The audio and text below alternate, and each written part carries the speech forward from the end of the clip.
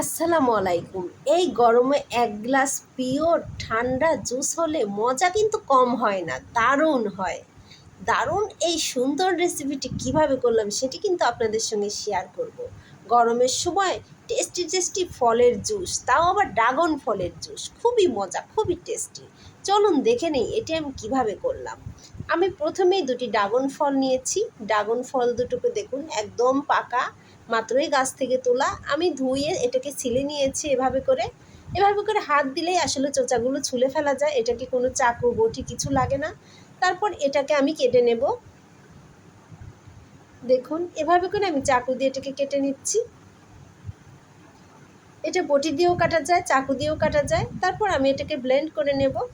দেখুন এভাবে করে ব্লেন্ড করে নিচ্ছি। আমি একটু চিনি ব্যবহার করছি কারণ আমার ছোট বাচ্চা খাবে। এখানে কিন্তু চিনি না দিলেও হয়, এটা অপশনাল।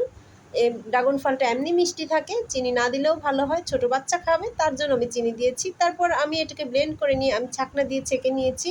অবশ্যই আমি একটু ফুটো কাপড় দিয়ে ছেঁকেছি, আপনারা ইচ্ছা মতো ছেঁকে নেবেন। দেখুন তারপর ছেঁকে নিয়ে আমি এটাকে পরিবেশন করে ফেলছি। দারুণভাবে এই জুস, এভাবে কিন্তু গরমে আপনারা জুস বানিয়ে খেতে পারেন, খুবই মজা লাগে। ভীষণ হেলদি, শরীরের জন্য খুবই উপকারী জুস। এটি একদম খাঁটি পিওর ফলের জুস, এটা কোনো কেমিক্যাল নাই। এভাবে করে ঘরে তৈরি করে খেতে পারেন পুষ্টিকর জুস, যেটা বাহির থেকে কিনে খেতে হবে না। দারুণ টেস্টি। আমার বাচ্চা কিন্তু ভীষণ পছন্দ করেছে। আপনারা